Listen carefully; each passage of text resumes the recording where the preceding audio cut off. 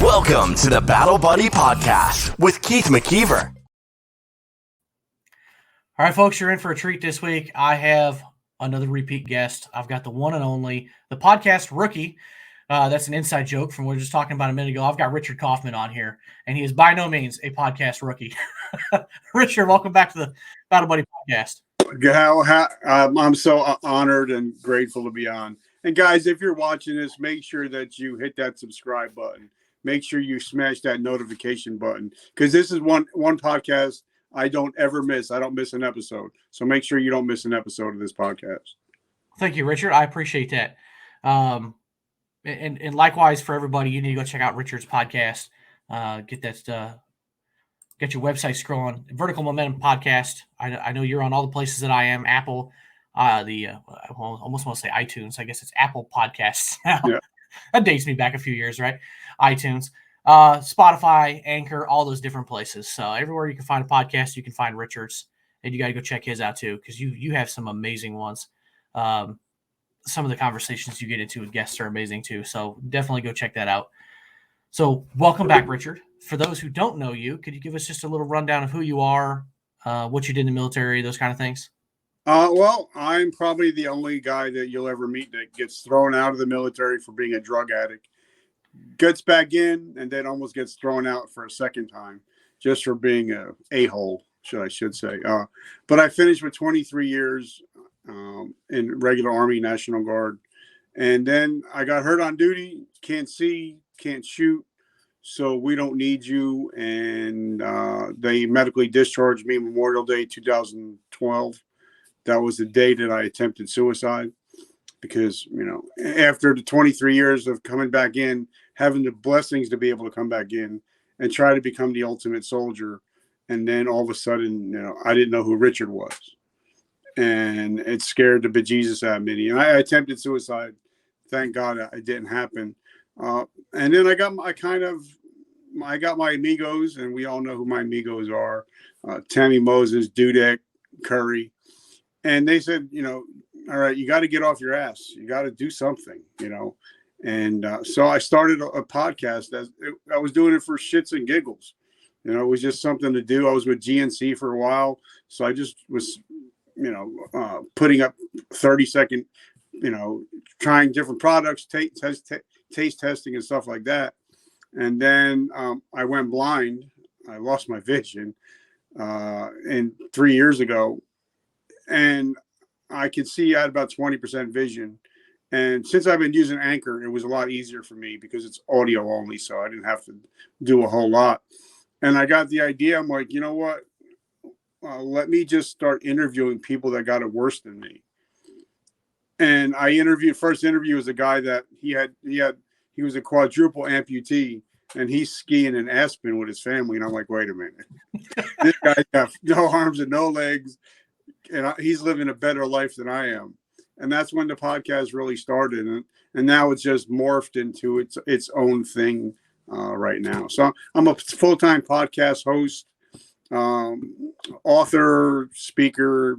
I just do whatever I can to help give people hope again. Yeah, you do an amazing job, really. You know what I love to listen to your podcast? When I'm mowing the lawn, because your episode length takes me just about the exact amount of time to mow and weed eat my lawn. And I get a you timed it perfect for me, Richard. So, but because I tried to figure out, what the perfect lengths are, and there's certain people that will only listen to 15-minute episodes. Some people listen to 20 minutes. For me, as long as it takes for the story to get told. You know what I mean? So I did an episode with John Lee Dumas. It was a 20-minute episode. And then I did another episode with a friend of mine that was deployed in Afghanistan, and we did a 2-hour episode. So I don't think there's a perfect, if you're a podcaster, there is no such thing as a perfect time. It's whatever the people want. I've kind of got a similar philosophy. I usually write, 4 or 5 questions to kind of lead the conversation to bring out the key points. And, whatever happens after that happens. But, I've never been one to subscribe to, we're at 20 minutes. We gotta wrap this up, Say, hey, if you're still dropping nuggets and you're still, providing value to listeners, It's all about, giving people hope, educating them, guiding them to resources or an idea or whatever that helps improve their life. And for I think like both of our me, podcasts are like that. like when I had you on the show, I tell you, it's like two brothers sitting down to have a cup of coffee. And a lot of people like Paul Akins came on my show, and he revealed for the first time that he was sexually abused by a priest.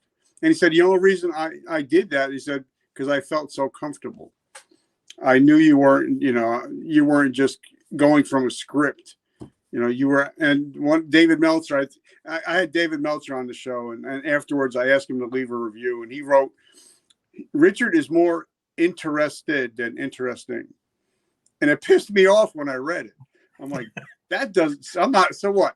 I'm not interesting. And then he said, no, I want you to do it. And he said, I want you to go look it up. And it says it's the highest compliment that an interviewer can ever get, that you're more interested in what they're saying than interesting in what you're talking about. Makes a lot of sense. Yeah, so makes a ton of sense. Now, you said you dropped a couple of names here a few minutes ago. I've had Paul on, but you mentioned some battle buddies of yours who told you to get off your butt and go do something. Yeah.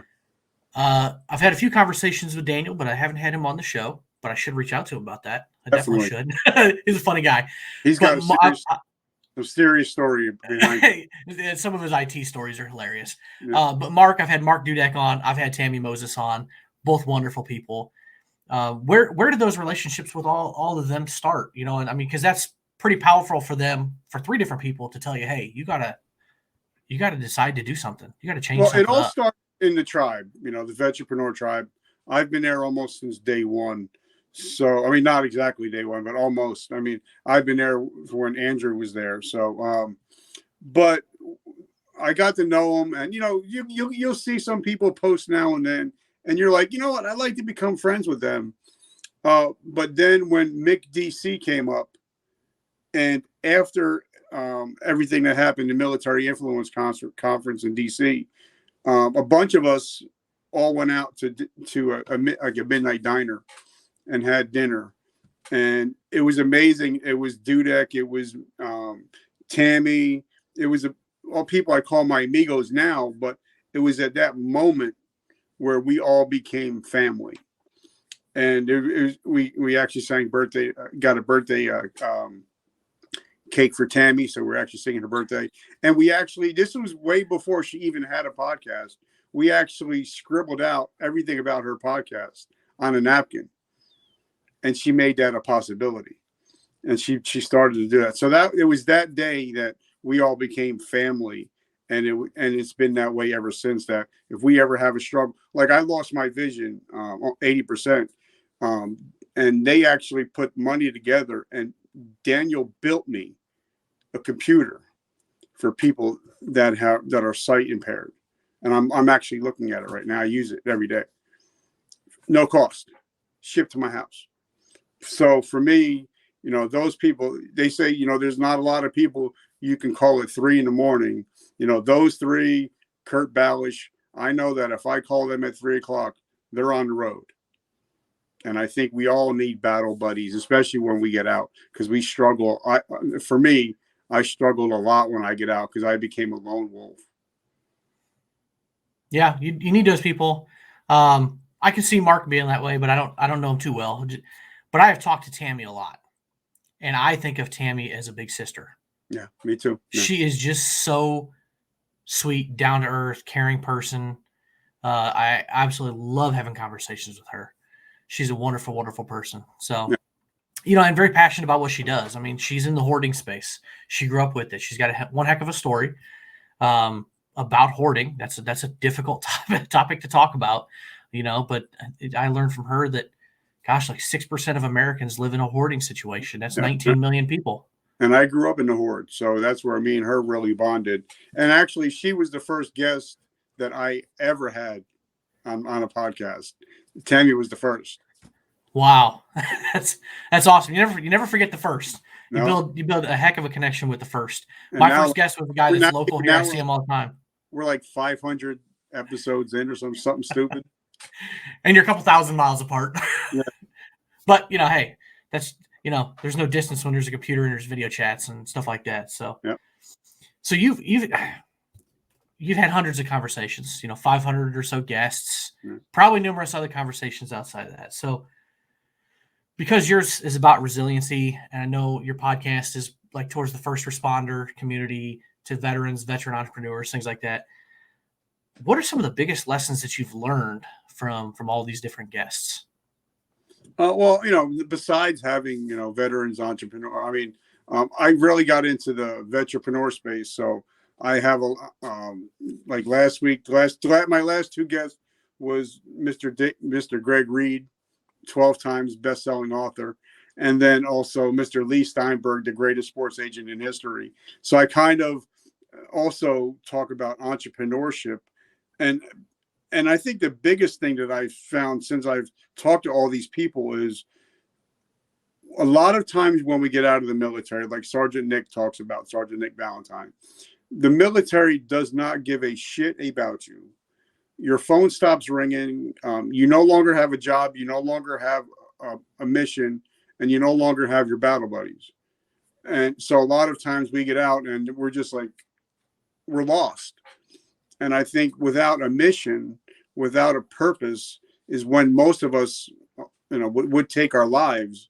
But it seems like if we have a purpose, we're more inclined not to take our lives because we know, well, I got a mission to fulfill. I can't take my life right now because I got a goal or I got a mission. So I think that was the biggest thing I've learned is, we have to live a purpose-driven life in order to insulate us from. Of course, I know, when I lost my vision, I had a lot of suicidal thoughts, but I didn't act upon them. And if I did have thoughts, I would actually put them out on my Facebook page, and all my friends would reach out to me. But I think, having a mission and a purpose was the biggest thing that everybody that I've talked to, they all have in common is now they have a mission. Yeah, that would be a big one. It totally just dawned on me. I never thought about it till now. Civilians sometimes may not have the experience working in teams and the reliance on the team like you have in the military. Your weak link in the military literally puts lives into balance. So I think that's, it's important for civilians to have that team and that purpose, but you go from having that to having none when you get out. Yeah. There's nothing there. My transition was pretty smooth because I went to work for a small company. I worked 70 plus hours a week with the same group of people. It was almost like the military atmosphere. Actually, the regional manager was a vet. I think he served at the end of the Vietnam War, but either way, it was the same people every day. Unfortunately, they were Denver Broncos fans, but we're not going to talk about it. Yeah. Let's not talk about the Broncos. Lifelong Bronco fan here. It wasn't a pretty day yesterday. We're recording this after their 11-10 win against the San Francisco 49ers in what might be the ugliest offensive game I've ever seen. It was almost like the Iowa football game earlier this season. If anybody caught that, where they couldn't move the ball a foot. Yeah, I pay attention when you talk. When you talk, I pay attention. Yeah, you got me. Yeah, see, most people might not be. Lifelong Denver Broncos fan. I've been a fan through the good and the bad. And the last couple of weeks has been some bad. But we believe in Russell Wilson. But yeah. There's a lot to that team thing and having that belonging and that purpose. I think that is a huge lacking thing for a lot of people. But let's just talk about sports for a second. Because no matter, I'm a big Yankees fan. Judge is about to make history, but it seems like we all, not all of us, but a lot of guys and girls, we connect to a team. Is because we want to be involved in a team. We say it's our team. So I think a lot of us, when we get out, we don't know who our team is.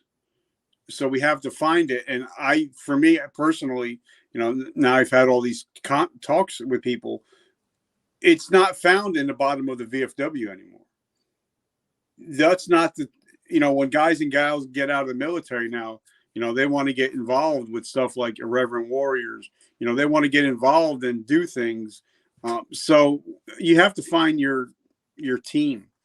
And a lot of us have to, even some of us, just once we get out of the military, either we stick onto it where we're that 80-year-old Marine that's still wearing the BDUs, or we go totally against it like Marshall Terran, where he doesn't, he doesn't talk about the military much. So it's kind of like we either go either way. So sometimes when we get out, we have to try to connect. Like for me, the Veteranpreneur Tribe saved my life, and Operation Veteran Freedom saved my life also. So we have to find groups, I think, that we can get involved with, and maybe not, ask for help right away. But for me, I joined a group and I crept. I was a creep for I just watched everybody for like a year to see who was real and who was not. So I think, maybe people need to find, if you get out of the military and you're struggling, maybe, try to find groups that you might be interested and just creep for a little while and watch. There's more than enough options. There's Irreverent Warriors is a good one, but it doesn't have to be military or veteran focused either. If church is your thing, there's lots of churches that do good things, right? They do community outreach, food pantries, you name it. There's so many volunteers. Well, get involved with Boy Scouts, Girl Scouts, whatever. I mean, there's so many different things in the community where you can find people who have like-minded passion for serving the community, and kind of can give you that team atmosphere in that community.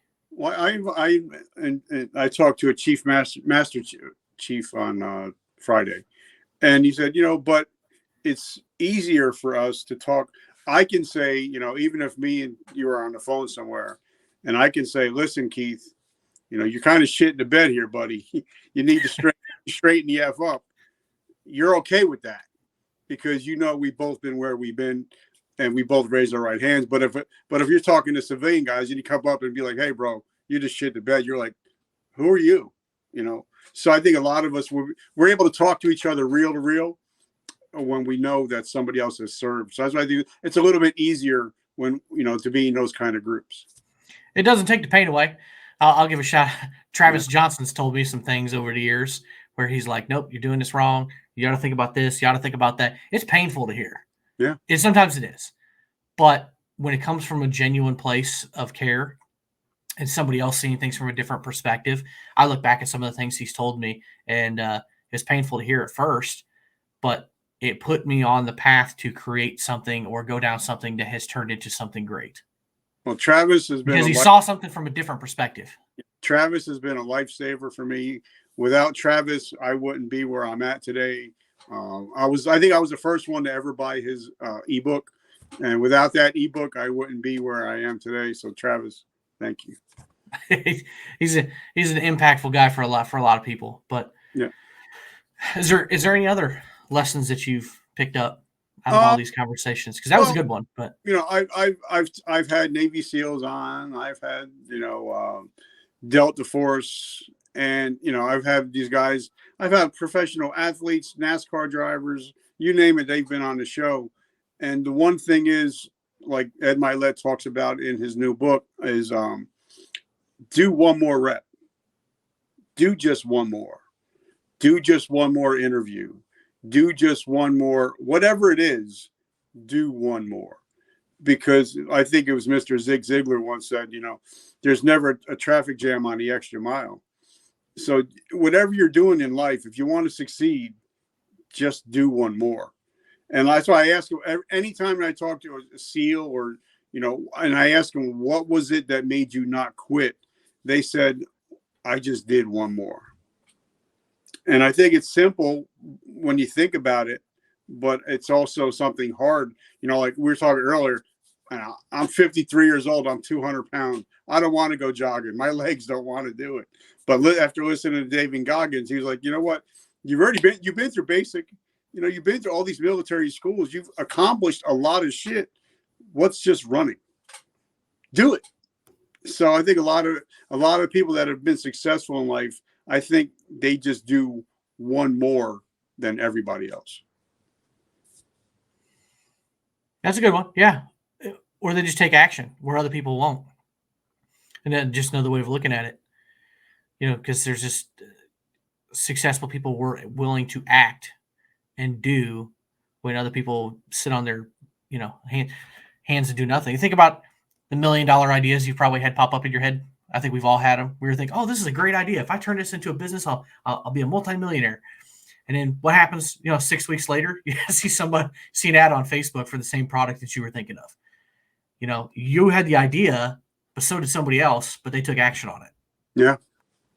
No. And I believe that, I talked to one of Tony Robbins guys, and I'm like, give me an honest answer. He's like, why do people keep showing up to all these events? Tony Robbins, Gary Vaynerchuk. And he's like, because only 3%, we know that only 3% that buy from us are going to act upon this.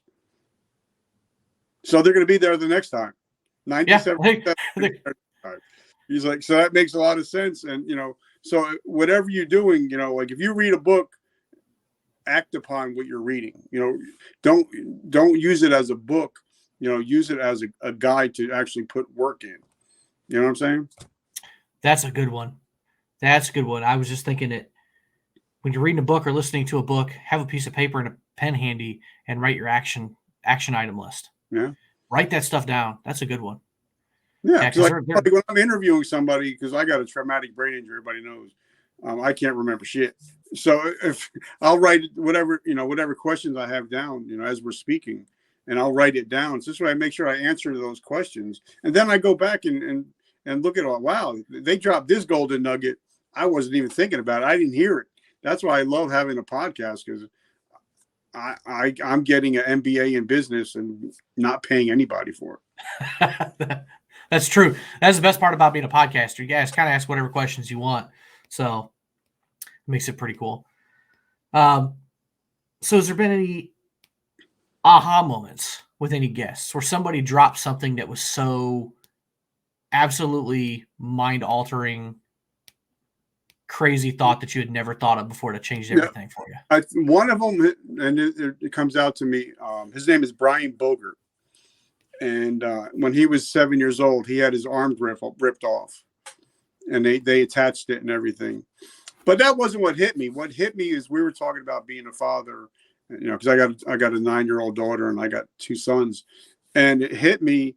He says, when you're talking to your daughter, you're actually talking to yourself at her age.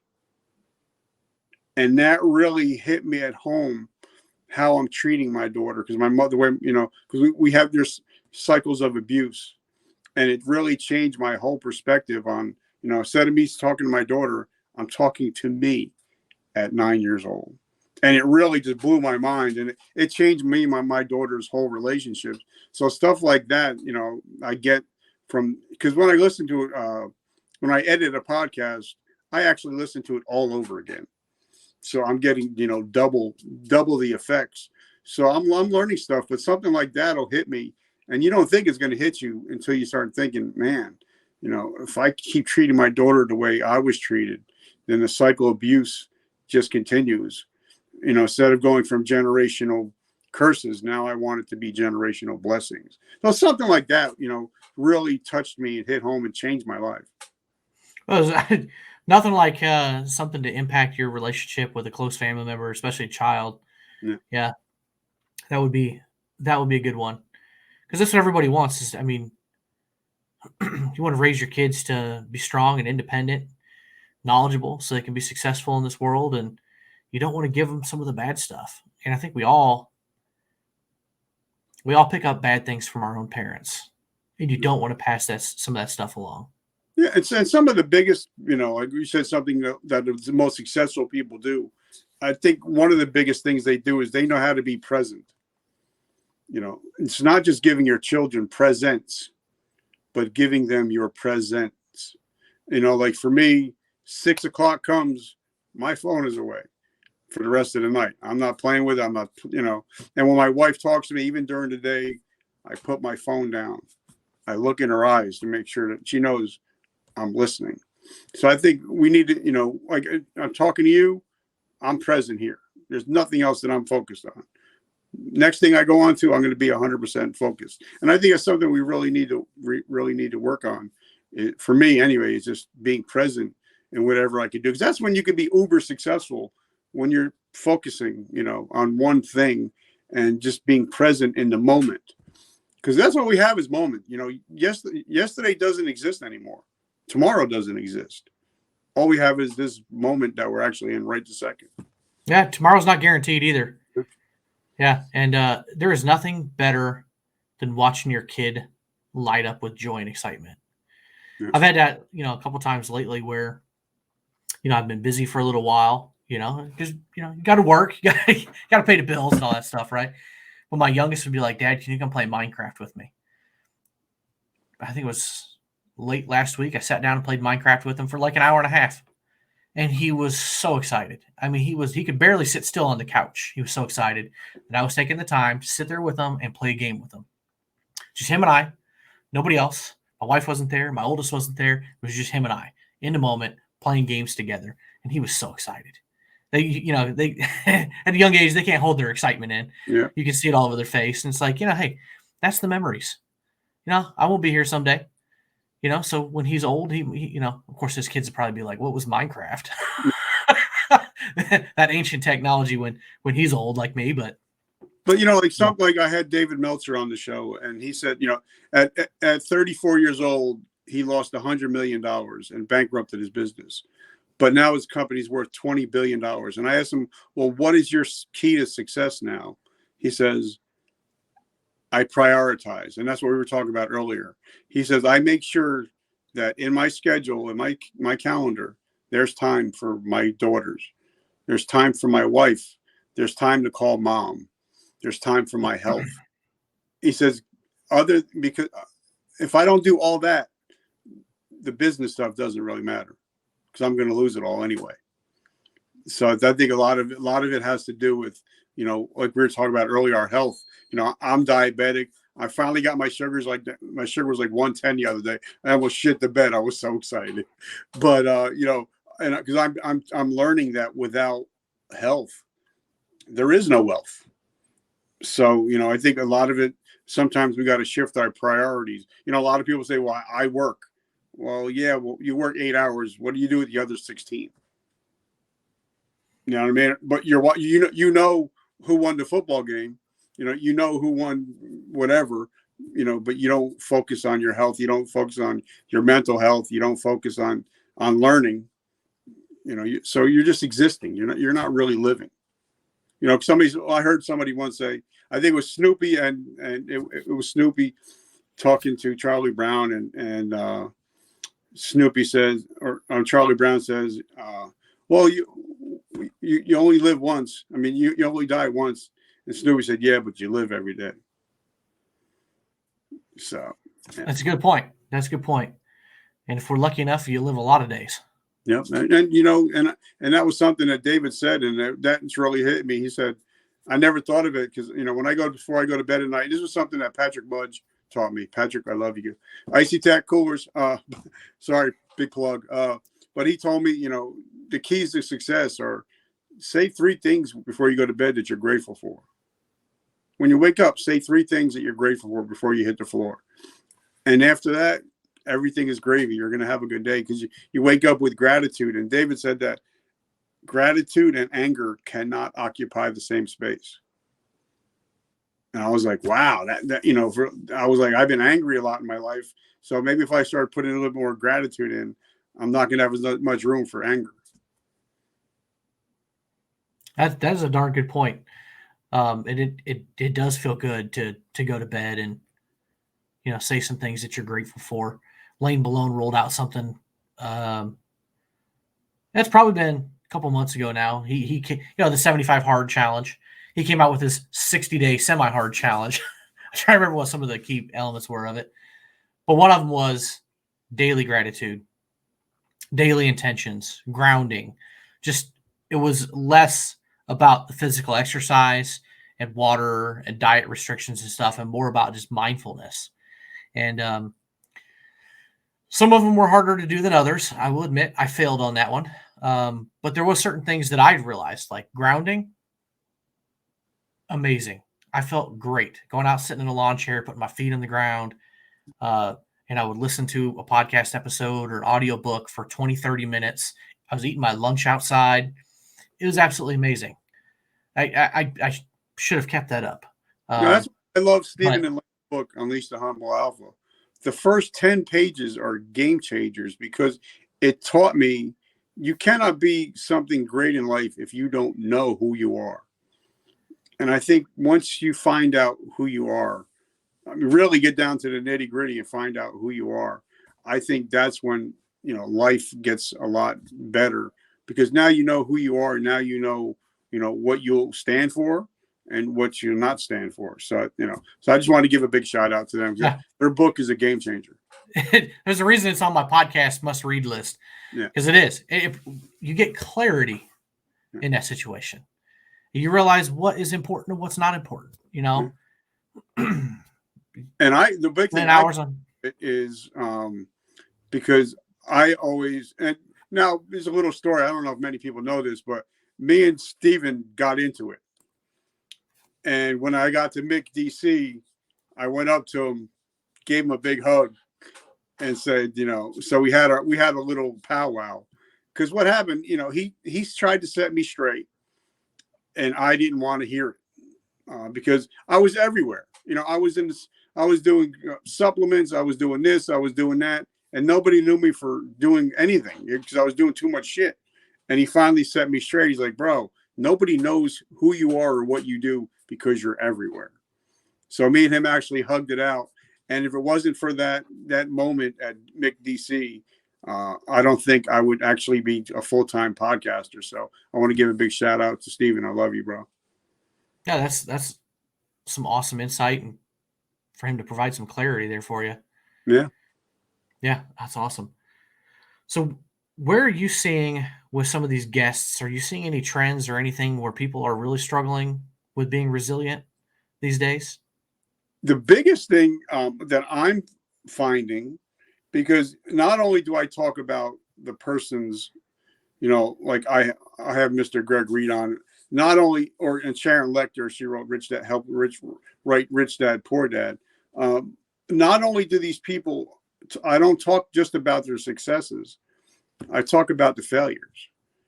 And a lot of times the rich people that I'm talking to, because now I'm talking to millionaires and billionaires. I got something coming up with Richard Branson in a little while.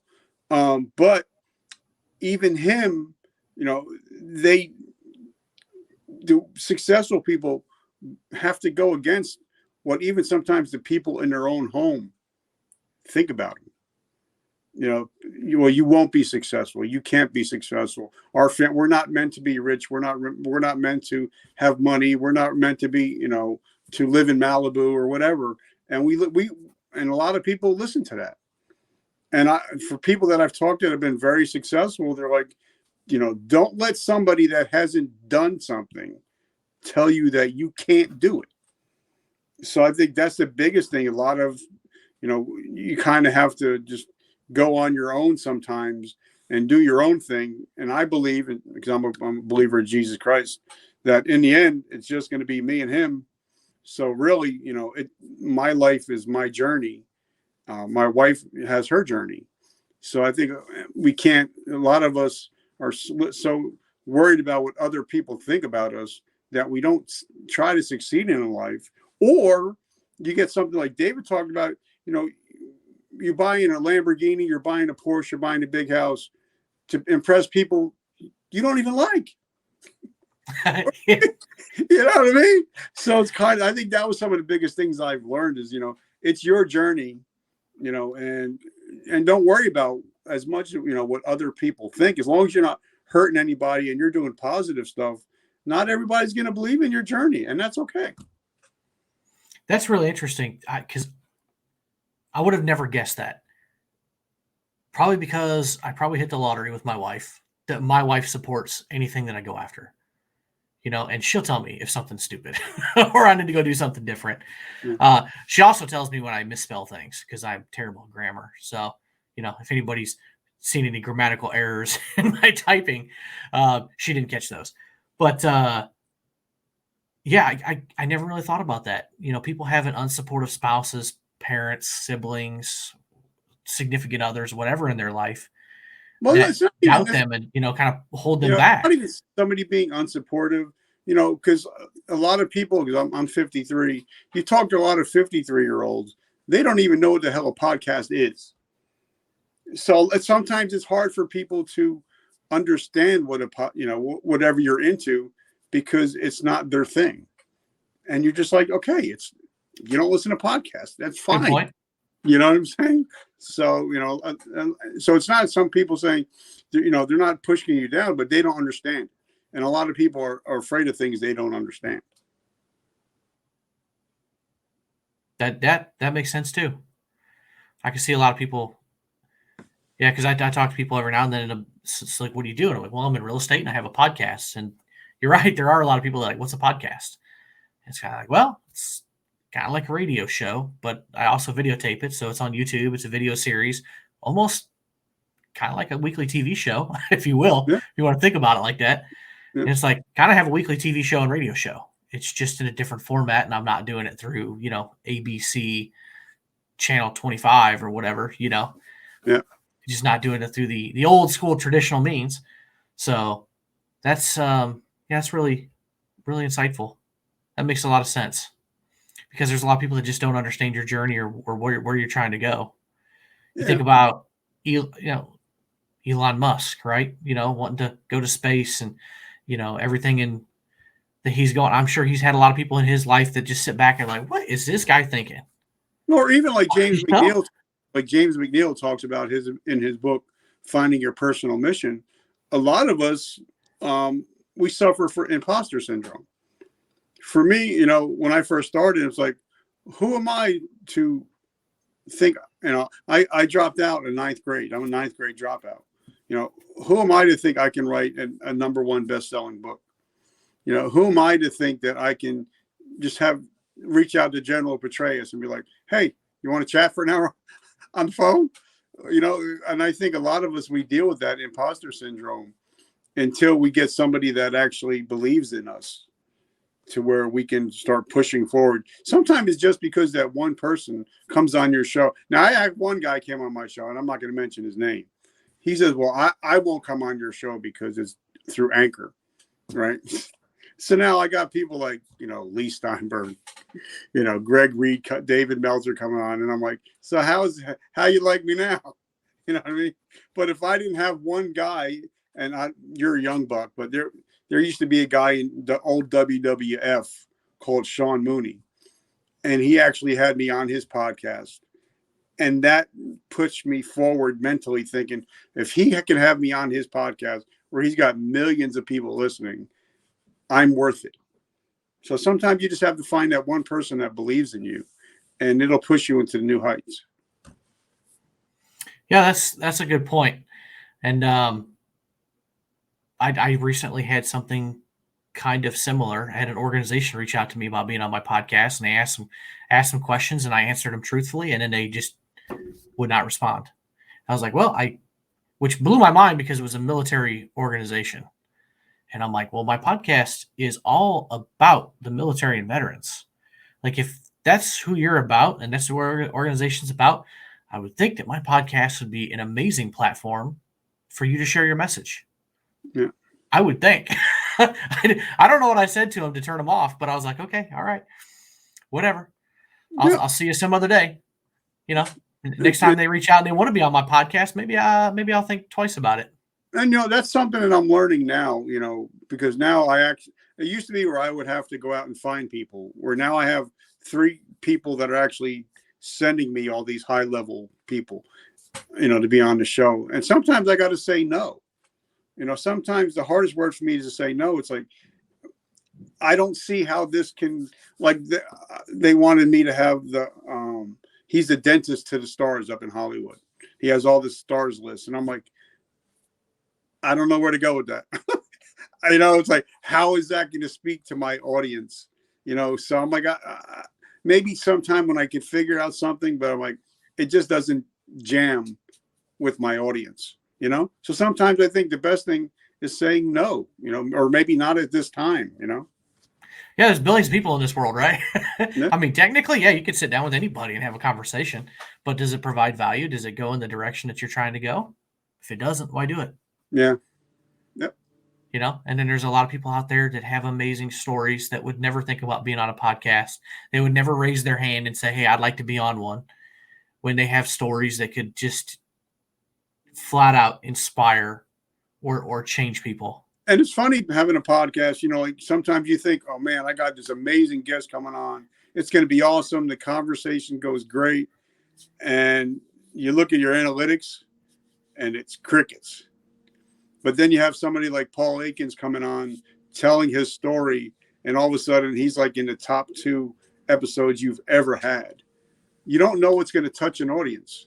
And I think that's the best thing about my show and your show is, you know, we get real and you never know what's going to happen. You never know what's going to come out, and you never know who you're going to touch. Now Paul's out there telling his story to everybody to help other people. And it all just started out because we were sitting down having a cup of coffee. Absolutely. My best episode so far is still my first one, just because it got really, really raw and deep about his traumatic brain injury, PTSD, suicide attempts. His service dog saved his life. You know, it was just like, I knew the guy before that too. And just as it was going, I was just like, dang, wow. And I knew it was like, he's not alone. There's thousands of others out there that are in the same boat that are probably sitting there, hopefully listen to it while hopefully they're not at that point, but hopefully they listen to it at the right moment where they're having those thoughts. And it's like, all right, if this guy can better his life and he can do a 180, then so can I. Yep. So yeah, that's, there's a lot of power to it. So outside, I was curious, outside of your podcast, are there any resources that you found that can help people with resiliency? Anything anybody shared with you? Or well, Audible. I love Audible. I think it's like $15 a month. You know, you can pretty much get millions of books. And for some, I believe, one thing that the uber successful people talk about is mentorship. It's not, a lot of people think, well, I can't afford a mentor. And, I talk to a lot of NLP, practitioners, and they talk about the brain that, your brain doesn't know if you have your earbuds in. They don't know if Gary Vaynerchuk is sitting right next to you or if he's on your iPhone. Your brain doesn't know the difference. So a lot of people that I've talked to have said, they don't like, because your brain doesn't know. So it starts soaking up what these people are doing, like what Gary's doing or what Tony Robbins is doing. And once you start listening to these people and it gets into your brain, it's something that Ed Milet always talks about. He talks about how, like when you buy a car and you're like, man, I love my yellow Corvette. And then you pull it out, and then all of a sudden, all you're seeing is yellow Corvettes. It's called the reticulating activating system in the brain. And we need to start, when you're listening to people like Gary, like yourself, they become part of our brain systems. And that's when we can actually start learning from our mentors how to succeed in life. So you don't have to pay thousands of dollars to have Gary there talking to you, where you can get $15 a month. You can get every book that he's ever written or every podcast you can actually listen to. So I think that's really important is if you can, to have mentors, but if you can't afford mentors, find somebody where you want to be. For me, like I was told, if you want to be successful in anything you do, especially podcasting, remember who you were 3 years ago and remember where you want to be 3 years from now. That's the perfect part. So I think if people can realize, I want to be a better husband, well, find out somebody that's crushing it and being a great husband. And some say if you want to be a better podcaster, my mentors are people like Mr. John Lee Dumas and people like that. So I'm getting them to the Dream 100 and finding what they're doing and not modeling them. I'm trying to model, but not copy. You know what I'm trying to say? So absolutely. I think mentorship, is really, really important. I couldn't agree more. Mentorship can be free. in some way, in some places, like Veterati and other things. Sometimes you have to pay for coaching, and coaching can be good too. That tends to be more skill driven and stuff. But just had this thought back to a military term, LPOP, listening post, observation post. What do? You sit there, quiet, silent, still, and you just watch, observe, and listen to everything that's going on. And you can do that, like you said, through audiobooks. And you drop some names, and I've listened to content and watched content on video from some of those, and I think this is important for people to listen to. David Goggins, Tony Robbins, Gary Vaynerchuk are just three names of people that you should pay attention to. Ed Milet's another one. I mean, he's got very long podcasts, but he's got books and all kinds of stuff. Yeah. Go research these people. If you don't know who they are, research them, listen to their books. You can find Gary Vaynerchuk literally anywhere. Yeah. and he talks about all kinds of stuff.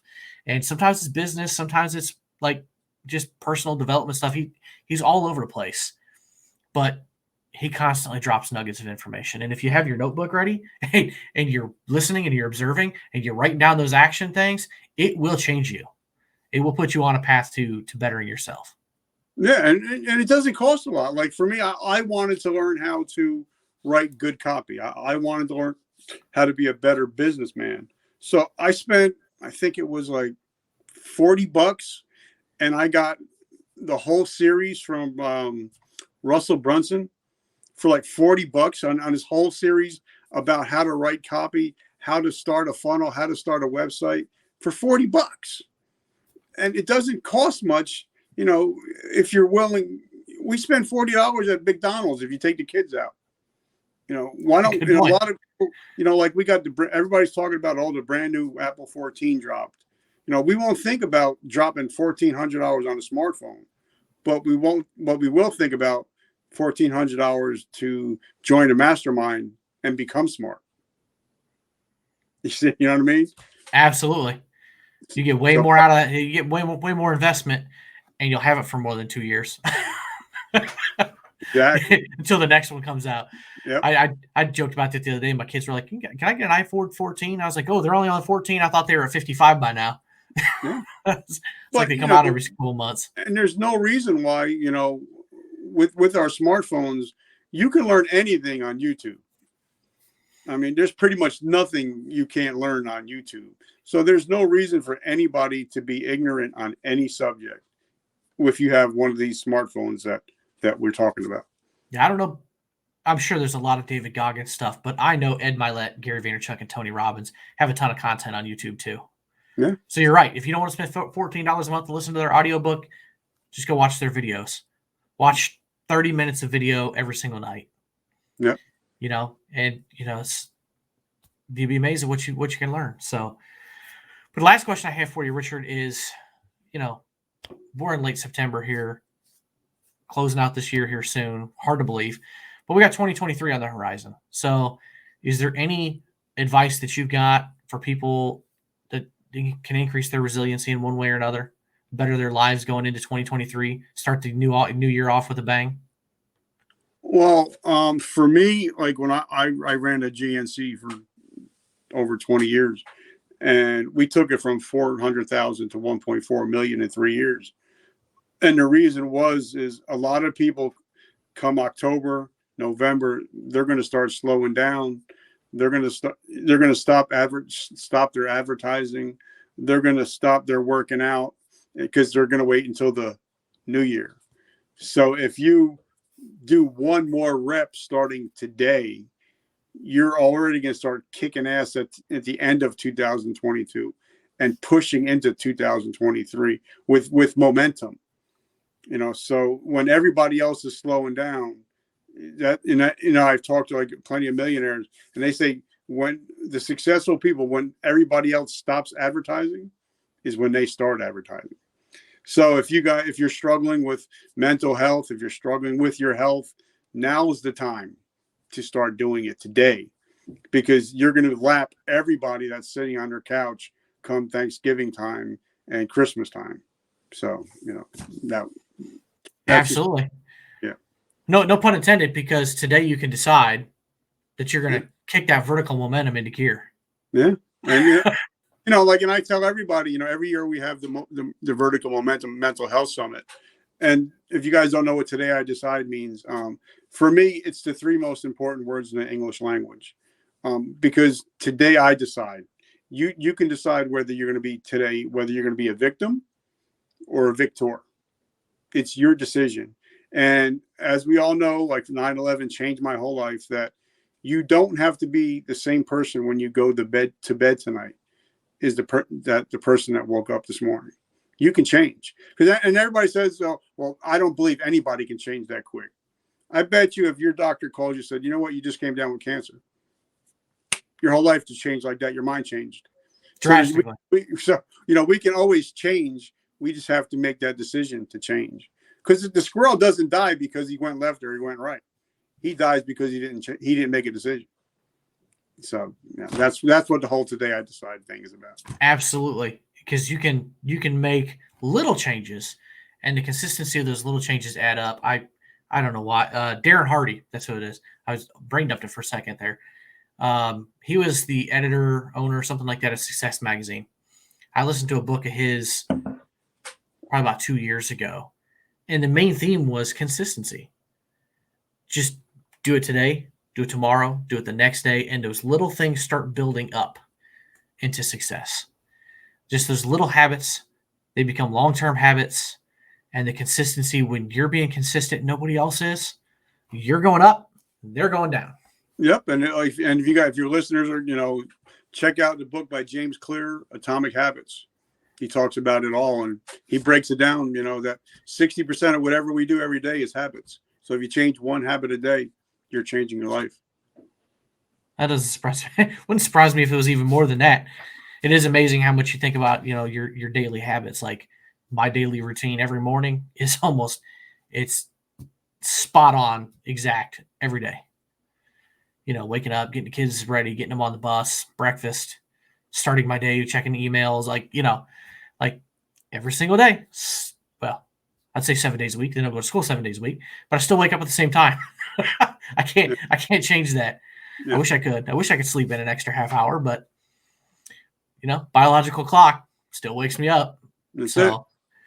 So anyway, Richard, I appreciate you coming back on the podcast and sharing might be an understatement, a plethora of knowledge and information. And we definitely gave people quite a few different directions to go to kick their butt into gear for next year and start making some positive changes in their life. So I appreciate all the little nuggets of information. Well, thank you, brother. Guys, make sure that you subscribe. Make sure that you leave a written review on especially iTunes. It'll definitely help Keith get his podcast up there. And it does a lot more than just leaving a 5-star. So please do that for his show.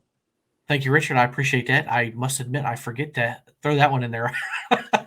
I usually have the like and subscribe. I appreciate that.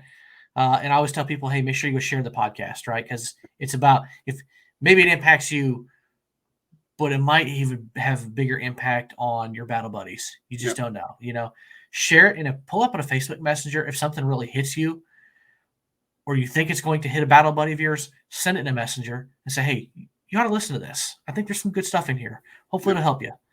We need to do more of that, because not only are you sending them something of value, you might maybe open up that line of communication you haven't talked in a little while. We all know that that's important too, checking in on our battle buddies. So